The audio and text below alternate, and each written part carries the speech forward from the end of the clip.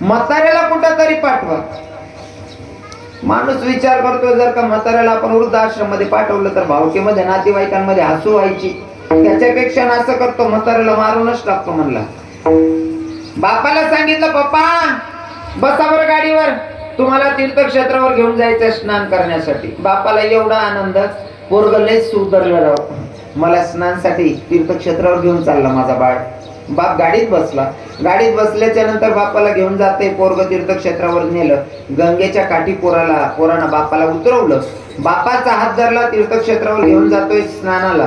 आता नेमकं गंगेच्या तडीला गेला, गुडघ्याला पाणी लागत होतं. म्हणले बाळू इथं बसू का, करू का आंघोळ? म्हणले नाही पप्पा चला पुढे. अजून पुढे नेलं, गुडघ्याचं पाणी कमरेला लागायला लागलं. म्हणले बाळू बस झालं ना? म्हणले चला ना पप्पा पुढे. आता गुडघ्याचं पाणी छातीला लागायला लागलं. म्हणले बाळू आता बस झालं रिले का? नाही म्हणे पप्पा चला पुढे. बापाच्या लक्षात आलं यानं मला इथं गंगा स्नानासाठी नाही, तीर्थक्षेत्रावर स्नानाला नाही आणलं, मला इथं मारण्यासाठीच यानं आणलेलं आहे. पप्पा चला म्हणले पुढे. बाप म्हणतो बाळा छातीला पाणी लागायला लागलं तरी तू पुढे जायला सांगतोय, म्हणजे तू इथं तीर्थक्षेत्रावर स्नान करायला नाही, इथं मला मारण्यासाठीच आणलेलं आहे. म्हणले हो पप्पा तुमच्या लक्षात आलं ना? म्हणे हो. मग तुम्हाला मारण्यासाठीच आणलेलं. बाळा तू जर मला मारण्यासाठी आणलं असेल ते काम कर ना लेका. म्हणले काय?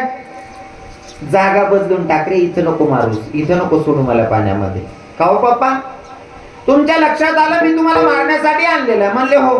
मग मरायचं इथं पण आणि जागा बदलून पण तर मरायचं जा, मग तुम्हाला इथं मारायला काय अडचण आहे? बाप म्हणला नको बेटा जागा बदल. ओ पप्पा तुम्हाला कळलंय ना मी तुम्हाला मारायला आणलंय? म्हणले हो. मग मरायचं इथं पण जागा बदलून पण तर मरायचं जाय ना, मग इथं मरायला काय अडचण आहे? तेव्हा बापानं सांगितलं लेका जागा बदल रे राजा. का हो पप्पा? राजा याच जागेवर मी माझ्या बापाला सोडून गेलोय, तू कमीत कमी जागा तरी बदल. तुम्ही जे पेरणारा तेच उगवणारा. जर तुम्ही शेतामध्ये बाबूळ लावून आले, काटेरी बाबूळ लावलं तर तुम्हाला आम तोडायला भेटणार आहे का? हा, जे लावणार आहे तेच फळ भेटणार आहे. तसं जीवन जगत असताना, कर्म करत असताना सावधगिरी न करा, नाही तर भोगावंच लागतंय. विठ्ठल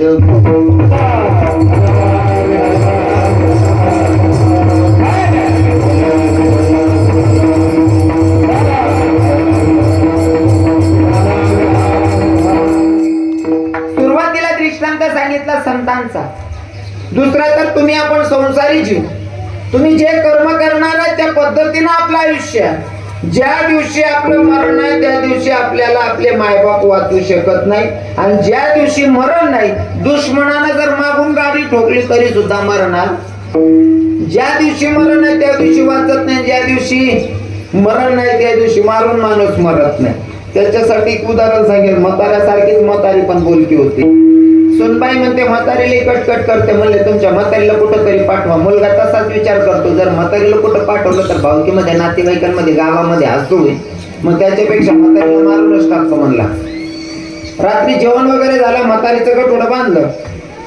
10:30-11 वाजेच्या सुमारास गाव शांत होतं नाही का? 9:30-10 नंतर गाव शांत होतं. आता म्हातारीचं गठोडं बांधलं.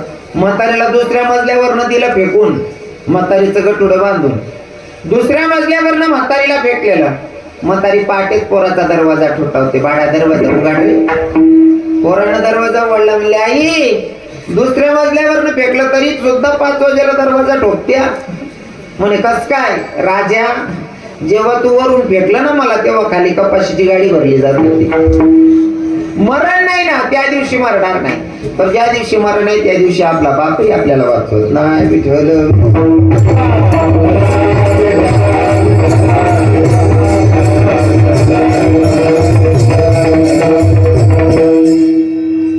साधू संतांना भोग भोगावा लागतो. मग साधारण जीवांचं काय? साधारण जीवांना तर भोगावाच लागतो. मग स्वतः न्यायाधीश, स्वतः पंडित पांडुरंग परमात्मा, तो स्वतःला वाचवतो का? प्रश्न. मग तो स्वतःला सुद्धा वाचवत नाही. त्याच्यासाठी उदाहरण म्हणून सांगेल ऐका. जेव्हा भगवंत निजधामाला जात होते का, निजधामाला जायच्या आधी भगवंत उंबर वृक्षाच्या खाली पोहलेले होते.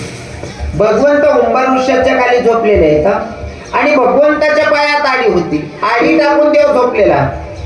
बोलू नका माया हो, बोलू नका. कीर्तनाची मर्यादा असते. कीर्तनात बडबड करायचं नसतं, कारण संतांचं प्रमाण आहे कीर्तनी बडबड करेल जो कोणी बेडूक होऊन येईल जन्म. म्हणून कीर्तनात कोणी कोणाशी बोलू नका. मायबाप पाया पडून सांगतो. भगवंत उंबरवृक्षाच्या खाली झोपलेले आहेत. भगवंताच्या पायात आडी होती आणि भगवंताच्या पायाला पद्म होता. तो पद्म चकाकत होता. चकाकणारा पद्म एका शिकाऱ्यानं बघितलं आणि शिकाऱ्याला असं वाटलं की कोणा प्राण्याचा पक्षाचा डोळा चकाकतोय. जसा का बाण सोडला बरोबर भगवंताच्या पायाला आणि भगवंताचं मरणच अंगुष्ठात होतं. भगवंताचं मरणच अंगुष्ठात होतं. भगवंताचा तहादिशी आवाज त्या शिकारीच्या कानी पडला. शिकारीच्या लक्षात आला आपण प्राण्याला पक्षाला नाही, आपण मानवालाच बाण मारलेला आहे. जवळ आले पाहतात तर काय मानवही कोण आहे? द्वारकेच्या राजालाच बाण मारलाय, म्हणजे कन्हैयालाच बाण मारलाय. जवळ आले तर भगवंताच्या आणि देवाला सांगायला लागले, देवा मी तुला मारण्यासाठी नव्हता बाण सोडलेला. देवा मी तुम्हाला मारण्यासाठी नव्हता बाण सोडलेला. मला असं वाटलं कोणा प्राण्याचा पक्षाचा डोळा चकाकतोय म्हणून मी बाण सोडला होता. पण त्या प्रसंगाला भगवंतानं सांगितलं, शिकारी दादा, पारधी राजा, तुम्ही नाराज होऊ नका. हे माझं कर्म आहे, मला भोगावं लागतं. म्हणले कसं देवा? अरे मागच्या जन्माचं कर्म